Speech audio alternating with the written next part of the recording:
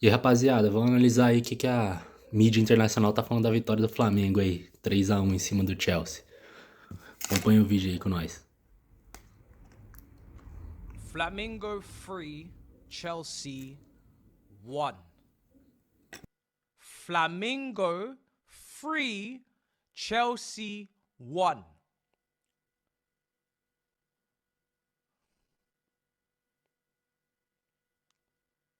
I'm in disbelief. I'm discombobulated. We got dismantled. This is what happened. And I don't really know what to say. I don't really know where to start. I feel like we just got punched up in pitch black, and as soon as the lights turned on, we don't know who did it. We're just bleeding out. A&E, they're asking for who did it. We don't have an answer. No witnesses. Nothing. Just pure confusion. Destroyed. I cannot remember the last time we got destroyed that convincingly, that comprehensively. But that's what happens when you put talent and mentality and desire together. And you can see it from their support.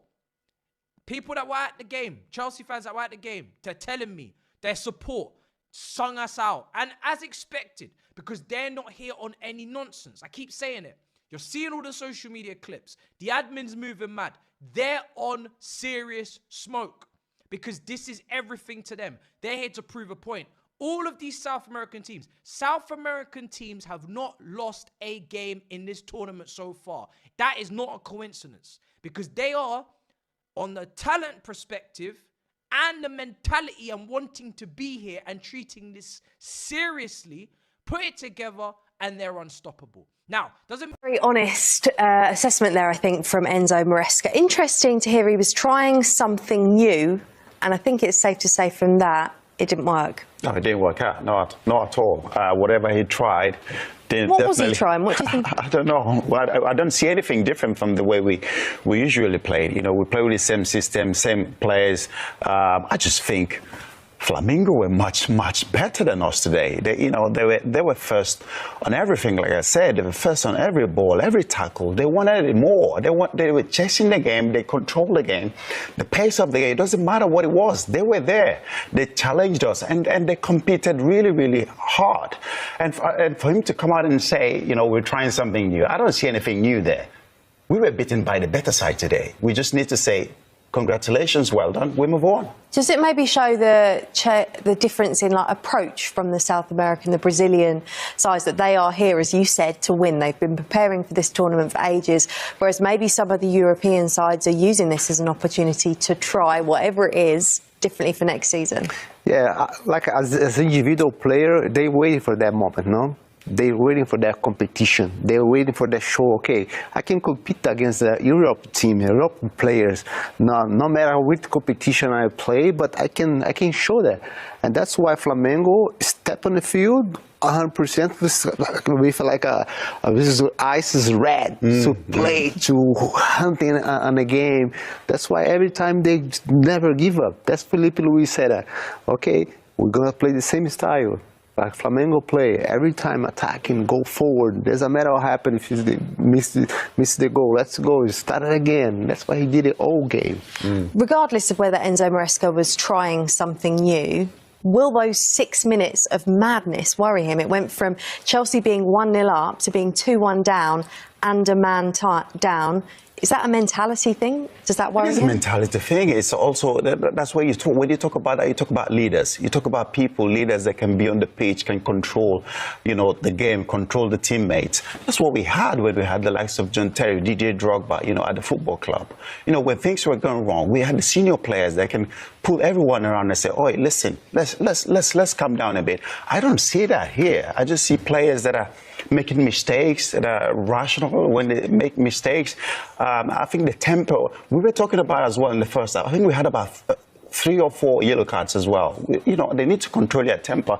And then when we're talking about that, Nicholas Jackson comes in and gets sent off. So it's just going from bad to worse. Hopefully we don't take this into next season. Yeah, it's something that Enzo Maresca will surely want to sort out. But if Chelsea by 3-1, a reminder, Enzo Maresca's side were a goal up at the break. We can't quite believe what we've seen here. Cleverson and John Obi Mikel have watched this, and I think it's safe to say watching this, we saw the contrasting emotions that football can bring. Of course, Brazilian legend, Chelsea legend.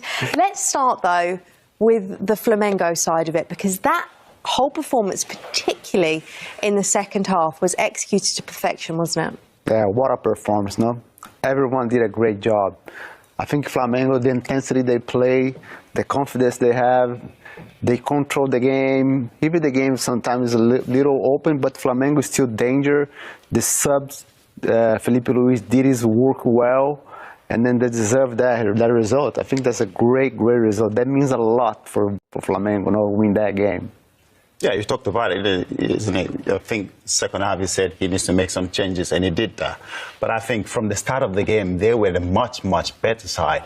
They controlled the game right from the goal.